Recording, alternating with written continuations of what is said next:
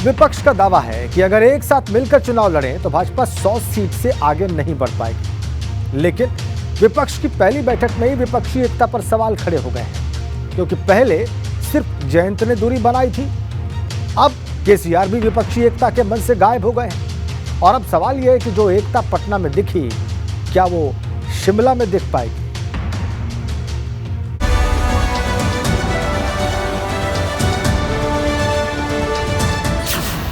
दिन में तैयार होगा विपक्ष का बाहुबली मोर्चा।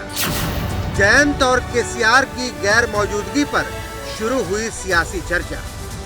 पटना में भले ही विपक्ष ने अपनी एकजुटता से 24 की लड़ाई का बिगुल बजा दिया हो, लेकिन विपक्ष के कई ऐसे नेता थे जो इस बैठक से दूर रहे। अब इन्हीं दलों के नेताओं की गैर मौजूदगी को लेकर सियासी हलचल तेज हो गई है, जिसमें एक नाम जयंत चौधरी का है, जो नीतीश के बुलाने के बाद भी इस बैठक में शामिल नहीं हुए। हालांकि जयंत ने इसको लेकर ये सफाई दी थी कि वो पहले तय कार्यक्रम की वजह से नहीं आ पाएंगे, लेकिन सियासी गलियारों में चर्चा है कि जयंत की इस बैठक से दूरी की वजह कोई और नहीं बल्कि अखिलेश यादव थे। वही अखिलेश यादव जिनसे उनकी पार्टी का गठबंधन है, वही अखिलेश यादव जिनके साथ मिलकर जयंत चौधरी ने विधानसभा का चुनाव लड़ा था, वही अखिलेश यादव जिन्होंने जयंत को राज्यसभा भेजा था। लेकिन निकाय चुनाव में सीट बंटवारे को लेकर ऐसा मनमुटाव हुआ कि अब लगता है कि दोनों के बीच कुछ भी ठीक नहीं चल रहा है। अब सवाल है कि अगर विपक्ष ही एक नहीं है तो वो भाजपा को चुनौती कैसे दे पाएगा।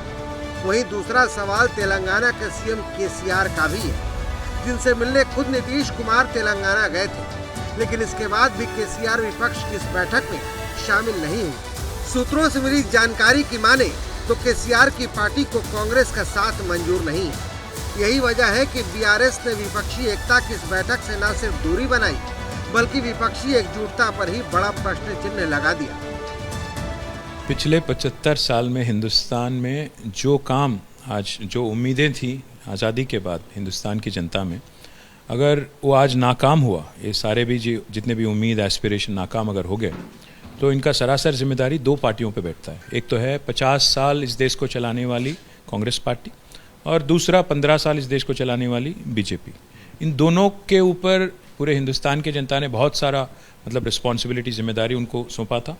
अनफॉर्चुनेटली आज 75 साल के बाद भी आज देश का ये हाल है। नीतीश जी अच्छे आदमी हैं, हम मानते हैं, नीतीश जी की पार्टी के भी सिद्धांत ठीक ठाक है, और अल्टीमेटली अगर वो कांग्रेस को सामने लगा के अगल बगल में सबको जोड़ने की कोशिश करेंगे तो कहाँ से होगा। 50 साल जिस पार्टी ने डिजास्टर्स गवर्नेंस दिया इस देश को, आगे जाके क्या करेंगे। विपक्षी एकजुटता पर एक सवाल केजरीवाल की गैर मौजूदगी ने भी उठाया, क्योंकि जब विपक्ष की बैठक खत्म हुई और सभी दल मिलकर साझा कॉन्फ्रेंस करने आए, तब केजरीवाल इस कॉन्फ्रेंस से गायब।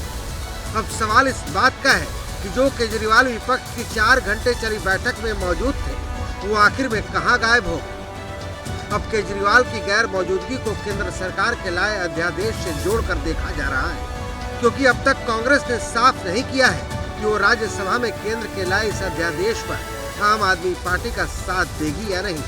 जबकि पूरी बैठक के दौरान केजरीवाल कांग्रेस पर दूसरे दलों के जरिए ये दबाव बनाते नजर आए कि कांग्रेस पहले ये साफ करे कि वो अध्यादेश के खिलाफ है, आम आदमी पार्टी के साथ है या नहीं। अगर हम सब लोग नॉन बीजेपी पार्टी इकट्ठे हो गए तो इस बिल को हम राज्यसभा के अंदर गिरा सकते हैं।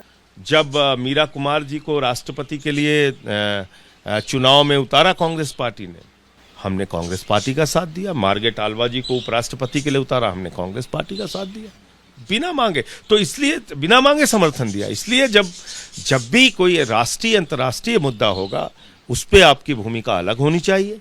जब भी देश के संघीय ढांचे और लोकतंत्र को बचाने का मुद्दा होगा, संविधान को बचाने का मुद्दा होगा, उस पे आपकी भूमिका अलग होनी चाहिए।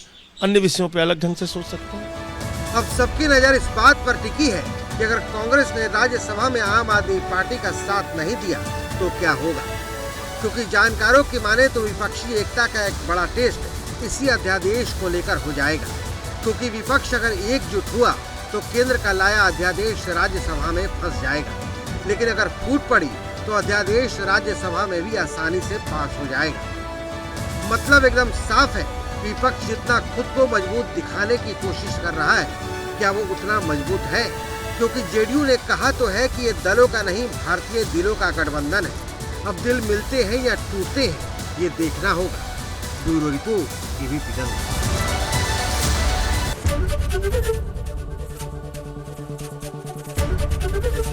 एबीपी गंगा, खबर आपकी, जुबान आपकी।